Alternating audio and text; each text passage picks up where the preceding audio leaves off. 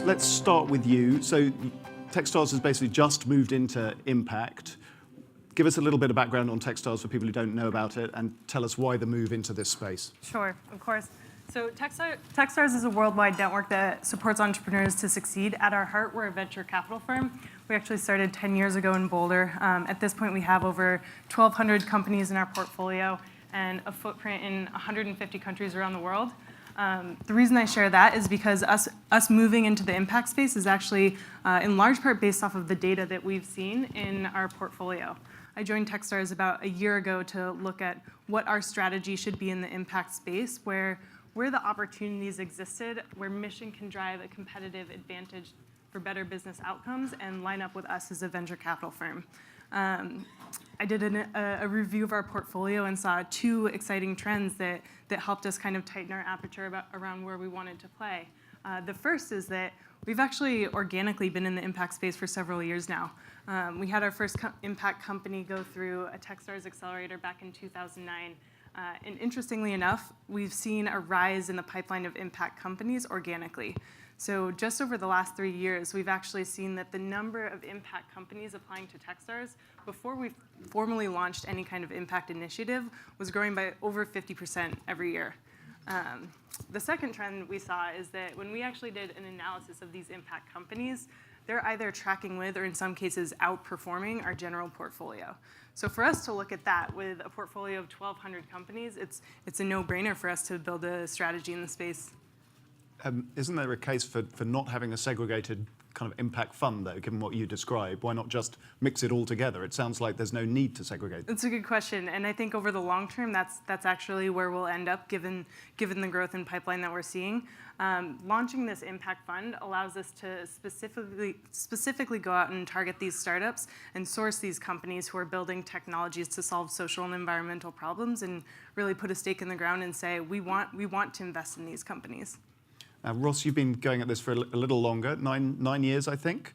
And a lot of the sort of theme of today has been how impact is growing, it's going mainstream, it's all wonderful. I'm sure you agree with that to a certain extent, but what does the scorecard look like for venture impact? I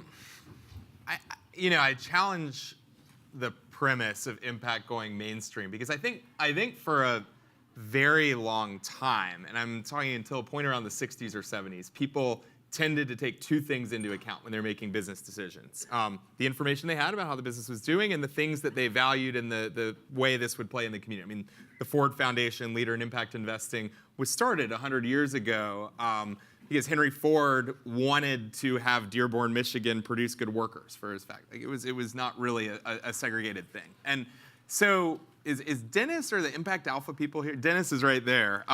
There is a series that Impact Alpha is doing in conjunction with this conference called The New Revivalists, around people that are thinking differently around how to combine the values that we have and the success we have in our business. And I view impact investing more of a reawakening, that every decision we make actually requires values, actually requires us to talk about what's the right thing to do, that we've lost, I think, for the last generation. So I would say, impact becoming mainstream is not how I think about it. It's a reawakening of what we care about. And I'd say that over the last 10 years, I think the conversations around impact investing have become a lot more personal. They've gone from, isn't this a cute, cool thing that's like intellectually makes sense, to like, oh my goodness, the world is so screwed up. How did we get here? What have we done wrong?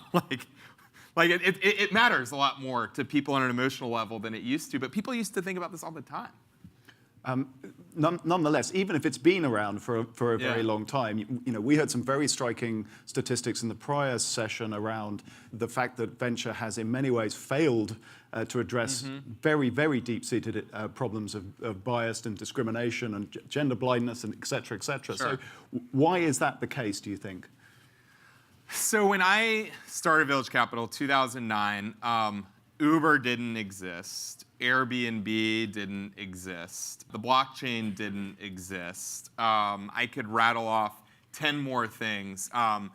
And there hasn't been a intentionally designed impact thing that has reached the level of iconic of the things that I talked about in the last 10 years. So the scoreboard is not great if what we care about is changing how the economy works. And I would argue it's because people aren't actually taking seriously the resources it takes to invest in the outcomes they get. So I give you an example.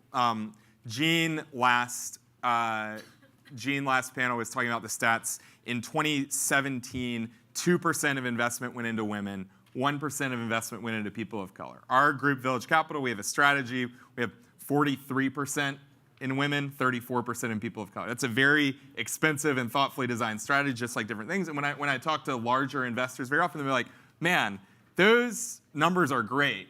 How can we get those numbers with the way we do business today? And it's like, well, there's like a reason why your numbers are 2 and 1. It's like different. And it's very expensive and requires behavior change to go from 1 and 2 to 43 and 34. And people are like, all right, well, we're going to go through a strategic review and think about it. And so for 3 years, and it's during the strategic review, the numbers remain the same. And I think that the opportunity cost of not changing behavior tomorrow, when you go back to your office and talk at the water cooler on this interesting conference we do, is massively high. And I just say people are often unwilling to invest in the stuff in between point A and point B to get the results that people theoretically want.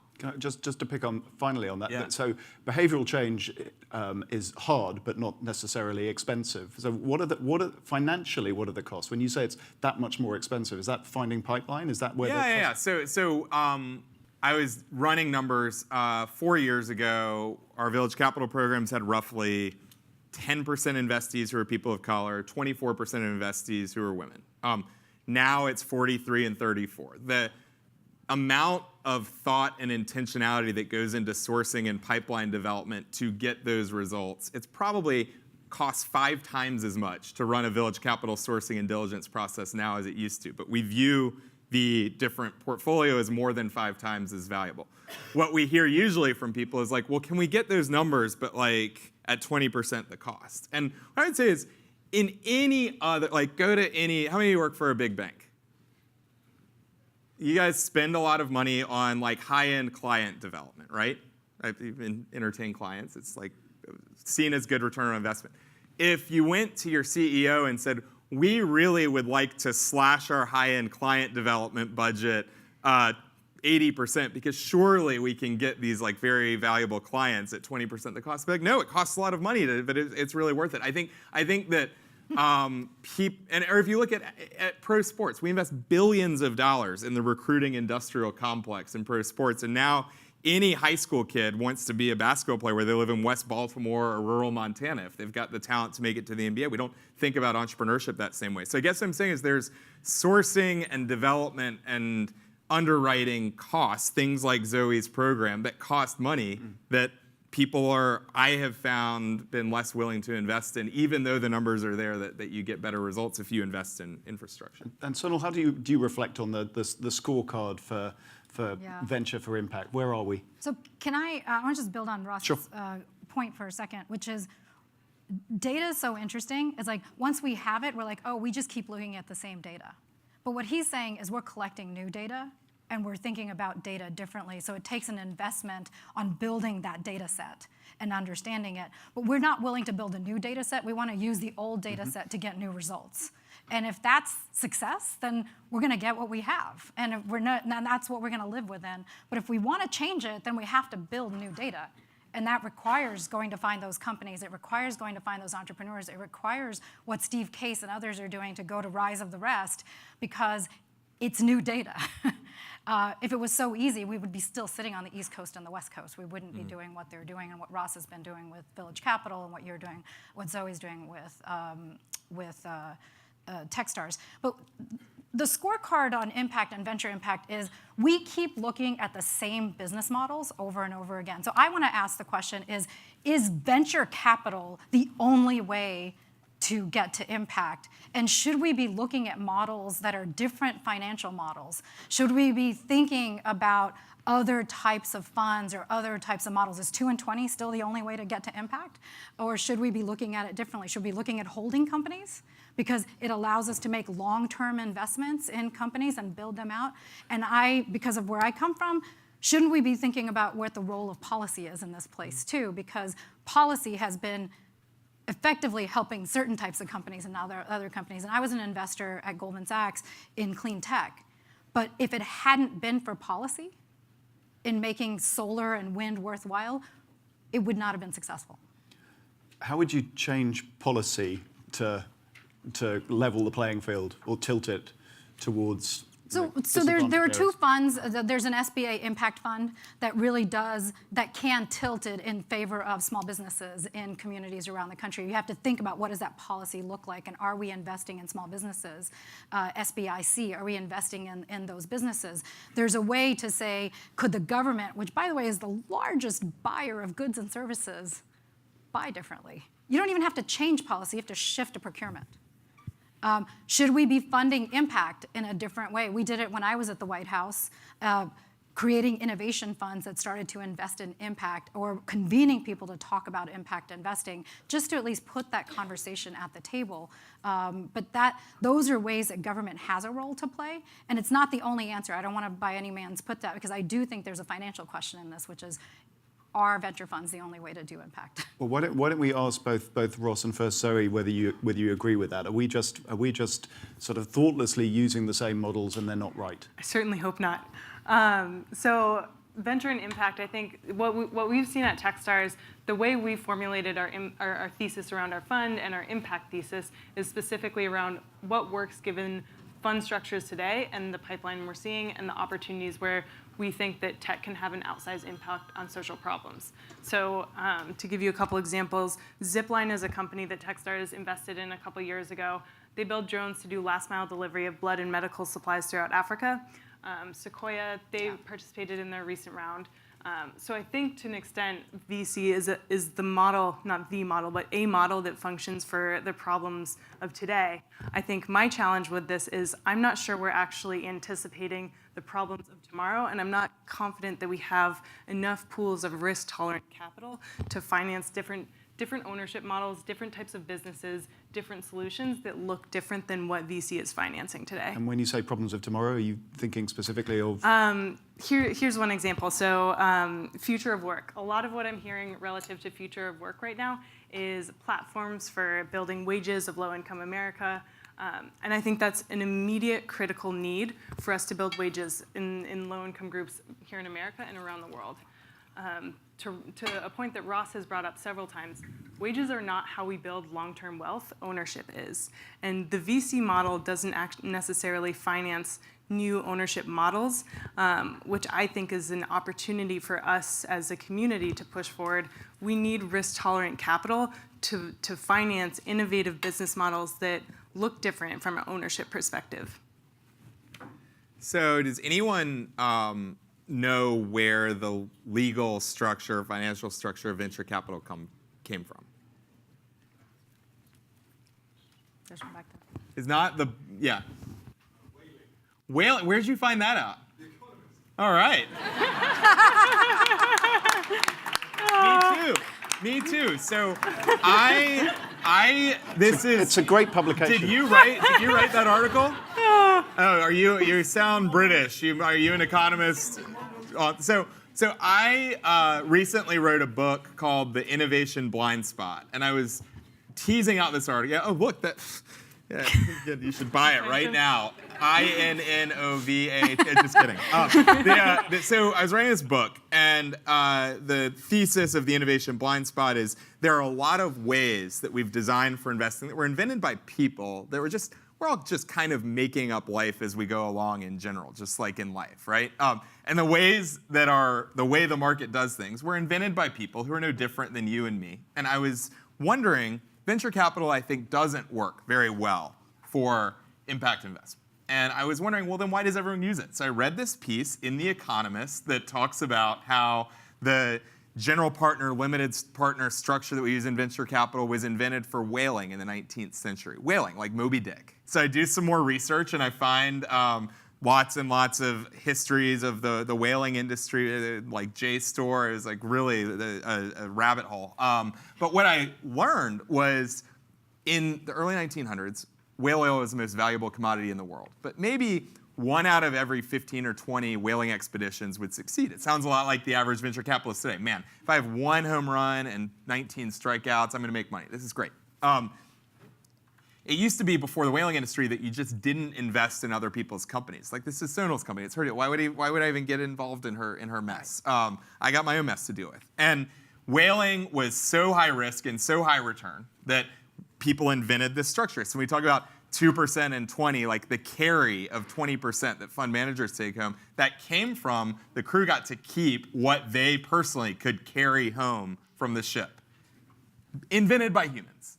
So today, when we raised about $18 million for a fund at Village Capital, and there are all kinds of different things we were experimenting with, and people at financial institutions were like, no, we don't really do anything except for 2 and 20 GP LP funds, and that has all kinds of weird incentives. But the only reason why they do that is 200 years ago, people developed this structure for whaling. And so as Sonal, I really like the point that Sonal says, we're trying to create new things with old data sets.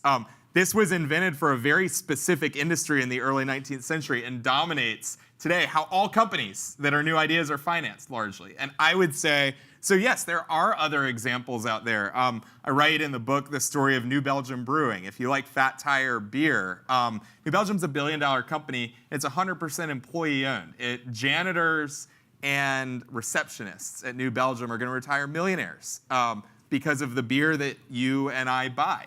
It's incredibly rare. But the founder, Kim Jordan, she was a social worker, and she had kind of a collectivist view towards building the company. And she had 17 investors or something, and they slowly sold their shares to the people who work for the company. And it took 20 years, but she was like, I didn't know any way of doing this differently. And so there's so much innovation in ideas, AI, blockchain, whatever. The innovation in how we finance stuff has largely not changed in 200 years, and that's such a massive opportunity. We were talking just before the panel about ICOs as potentially an alternative structure here that might enable users, customers, employees to derive value from ventures as they grow. Do you see that as a, Zoe, should we go to you first and then Sonal? Do you see that as a potential way forward? I do. Yes and no. So yes, in the sense that what it does is it democratizes opportunity for people to participate in these ICOs.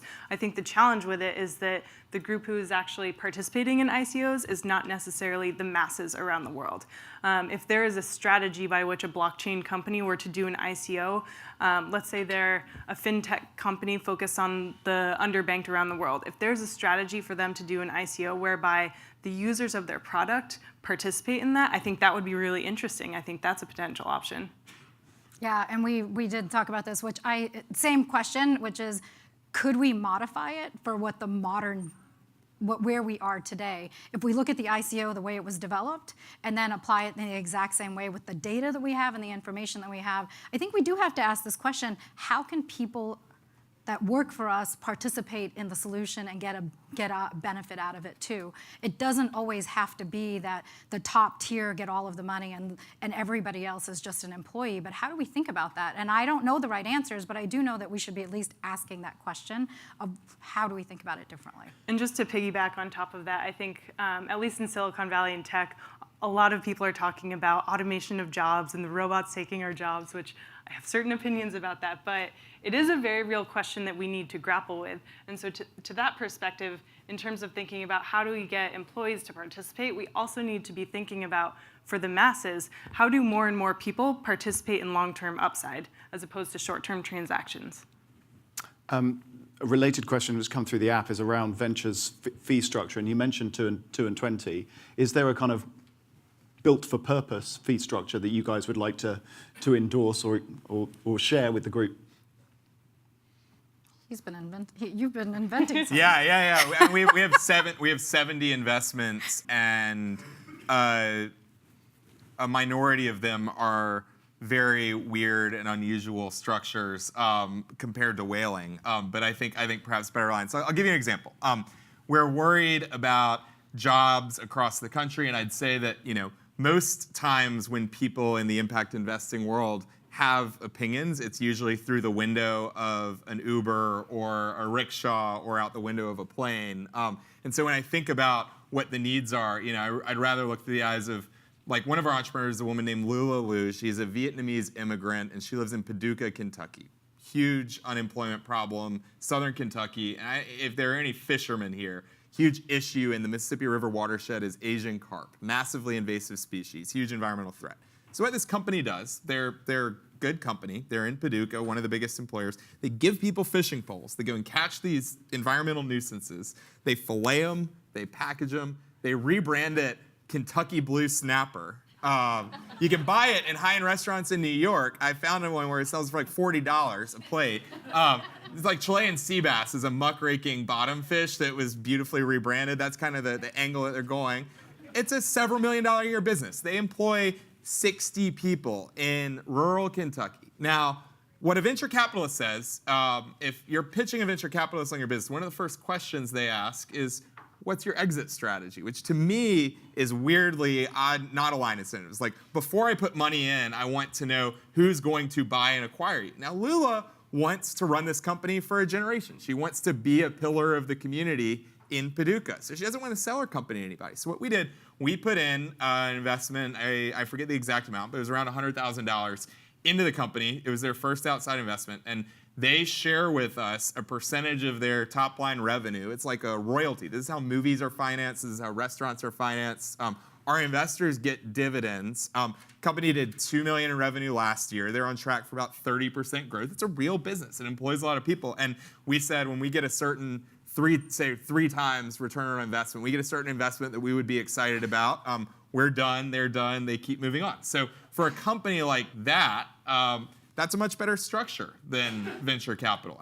These things aren't one size fits all. There are certain companies where venture capital is a great fit. But I think that, again, that was something that we developed listening to. We started with Lula, like, what's your vision? She's like, I don't want to sell it. I want to be like the employer of Paducah. Well, let's help you. Well, I think what Ross is pointing out is the challenge of a fund that looks exactly and can only do X is hard, because when you're thinking about intent of impact, it may require different structures to be allowed within a fund. Mm-hmm. And so I think the challenge, and I think the challenge for investors, is really this question of, then what does that fund look like that allows us to do investments? And can we have both the type of investment that Ross was just talking about, as well as a traditional venture investment? And does that fund, who gets paid? How do you get paid? Those are still important questions to ask. But I think this is an important question, because we need the flexibility when you think about intent of impact. If intentionality is what we're talking about, then we need to actually believe in the intentionality. What I have seen a lot of is everybody talks about impact investing, and then we always talk about the bottom line. So why aren't we talking about the impact? Did we have an impact? Are we having an impact? Did the environment get better? Did someone's health get better? We don't ask that question. The only question I hear in most of these conferences is, so did the bottom line get achieved? And the bottom line was one, finance. So why are we talking about impact investing if that's all we care about? So we had Ev Williams was up here at the start of the day talking about how it is unreasonable to expect startups to kind of measure impact from the very earliest day, that there's a kind of burden there that it's just not reasonable to expect them to. Do you agree with that? Is that right, Zoe? So from our perspective, the way that we look at that and the types of companies we invest in, that's actually core and embedded in their business model. So for us, because we're a venture fund and because we have a fiduciary obligation to our LPs, we look at the business model and the impact model. If those two are not intrinsically tied, if they don't sit in lockstep as they scale, we actually won't even consider that investment. To the measuring impact point, that means that at that point, your KPIs probably will align with measuring impact, and you'll be able to correlate those. If you're building a business, you should obviously have a strong handle on measuring your KPIs very regularly. So that's how we think about it from our lens. Sonal, sorry, I interrupted. No. It's a great answer. I'd say yes and no. So I agree that if the burden for startups is you have to measure these impact measures that we've put out there, it's hard because you're just starting to run a business and you're trying to run your business. I'm of the view that if you say you're an impact investment and you have intentionality, say what you're going to measure and just make it public information. Mm-hmm. Eventually, the market's going to figure out which data works and which doesn't. But right now, we're assuming the market knows what's impact, and therefore we're going to measure against some measures that are out there. But if you believe in impact and that's your intentionality, put out there what your intentionality is, report on it, and then let's figure out what works and what doesn't. So I think part of the challenge with this is that fund structures don't actually incorporate in their fee structure the measuring of impact, both at the fund level, but also at the individual company level. To the question of, is there a fee structure to incentivize impact? I haven't actually seen this model, but have been thinking about it for a couple of years. One way to do this in venture is I think there's a role for philanthropy to play as an LP in a venture fund, whereby you'll set a target for that venture fund to hit a certain degree of impact. You'll measure it across your entire portfolio. And because philanthropy is managing impact risk first, at the point at which your portfolio hits that impact, they could actually ratchet back their carry and send it back to the GP. So that way, the GP is incentivized both by their fiduciary obligation, but they also have this LP who is managing impact risk and incentivizing them to find those business models where business and impact are scaling in lockstep and are measured. Thank you. So that was a great session. In one of the earlier panels, one of the panelists said when those CIOs got together, it used to be maybe only 10% of the CIOs of these major organizations cared about impact investing. And it has moved over the last 2 or 3 years to 30%. So progress, but still far away from 80, 90, or 100%. So I'm wondering if I ask the same question of the venture capital community, what you would say the percentages would be, even if it's a guess. You know, it's interesting, and this kind of goes to the last question around measuring impact too. I think that it's a bit weird to me to even have a conference around impact investing, because I think impact investing is amoral. It is neither good nor bad, because you can be you can invest for intentionally bad impacts if you want, and some people do. I think that the issue with measuring impact is, I think the biggest missing piece, and this gets to your question around venture capitalists, the biggest missing piece is very often vision. And I think the companies that can tell a before and after story of what the world is like as a result of them being successful are the ones that are really rare. So we have a company called Pear Deck out of Iowa City. Iowa City is the national test-taking capital. The Iowa Test of Basic Skills, the ACT, they're all made in Iowa City. Yeah. They are assessors. That's what Iowa City does. Pear Deck is a plug-in where teachers can have you kids, if you're kids and I'm the teacher, I have my slide deck up here. It's a Google Slide plug-in, and kids interact with it. It increases kids' engagement, learning outcomes in amazing ways. It makes class really fun.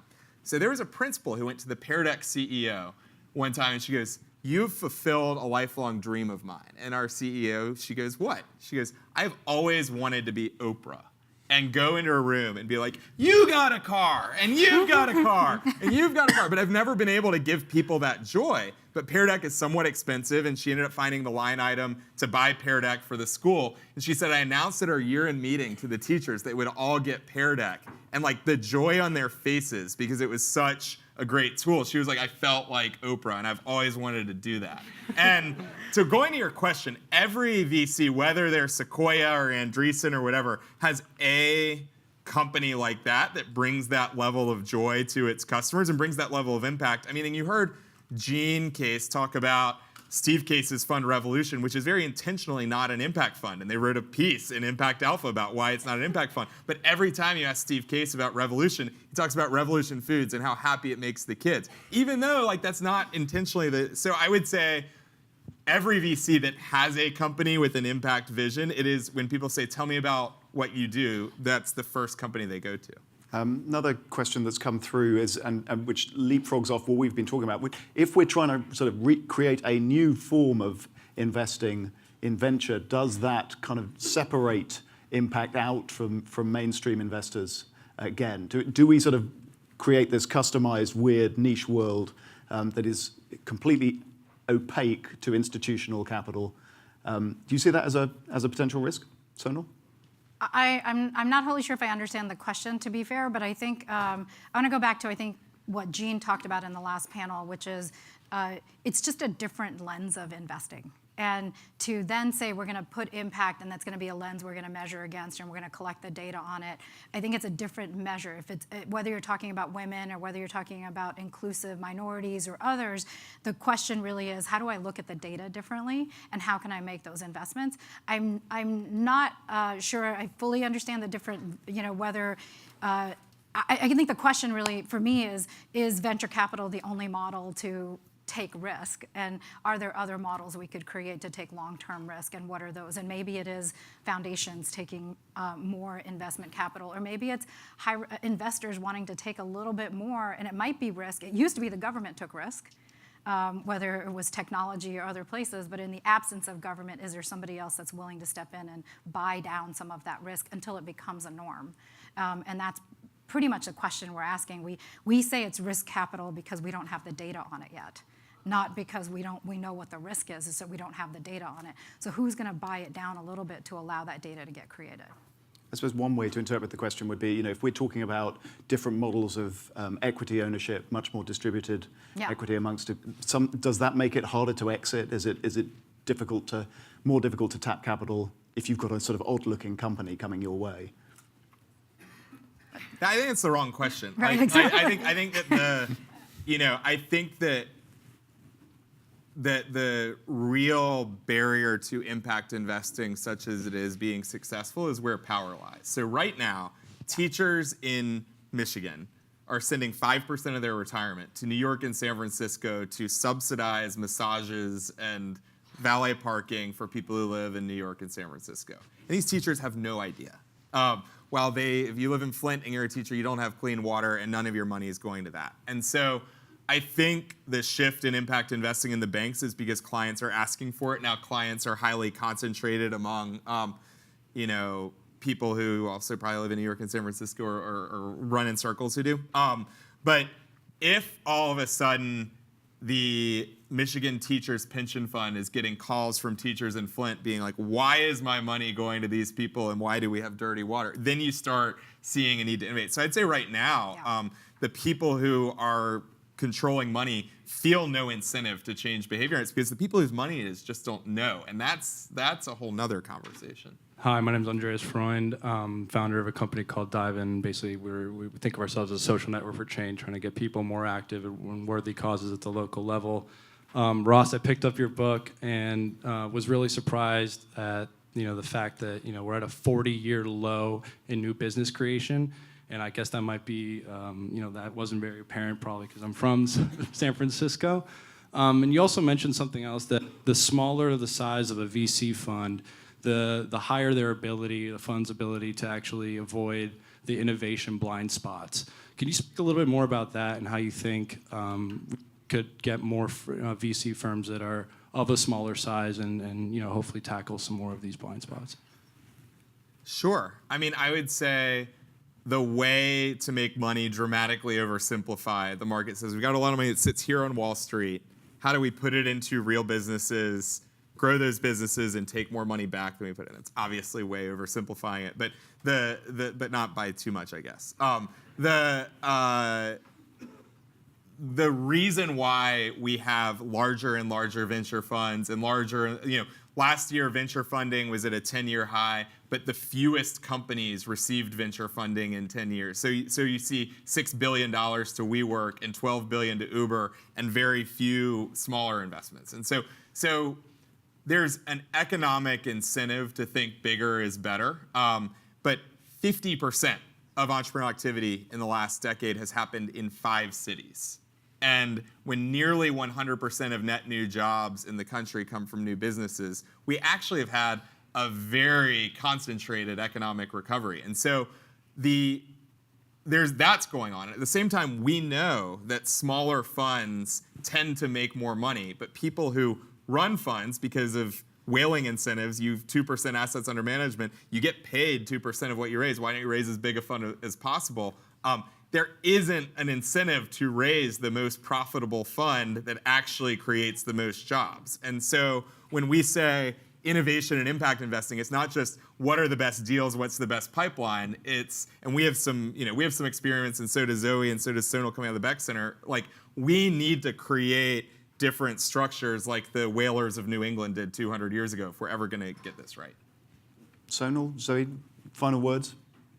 So I just want to build on Ross's point. I think again, we're starting with a question and we keep asking, how do we make the businesses work better? I think there's this question on smaller funds, to your point of the transaction costs are always the same. So the larger the fund, the larger the investment you want to make, because you don't want to spend all that money on the transaction costs. So again, we have to think, is the venture fund the right model to invest in long-term growth? I asked that question. And then the second question, the second point I would say is, I think we also have to think about, can we share due diligence? Is there a way to think about different ways of thinking about solutions where every small fund is doing their own due diligence? Does it have to happen that way? When we were in the government, at the White House, we were doing an innovation fund, and we allowed different foundations to share the due diligence that the government had, and it was an opt-in for the companies, but it saved a lot of money for each person to have to go through because the government already went through the due diligence.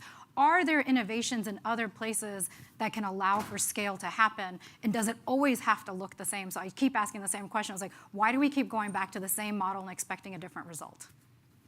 Zoe, anything you'd like to add? Yeah, so I think my final point is actually more a question for this room, which is around a conversation that I haven't seen happening as much as I would like to, which is, what is the role of the impact investing community in shaping the data economy? This is something that I think about a lot because data is increasingly becoming a company asset that is a driver of valuations when we have companies that are accruing a small amount of wealth to a very small number of people. And we're faced with the potential for job loss due to automation. I think it's setting us up for this really dangerous space. And I think this community, the investors in this room, really have a responsibility to think about that, which the old venture model I don't think is the correct model, but I think we need to think really creatively about how we're going to anticipate those needs.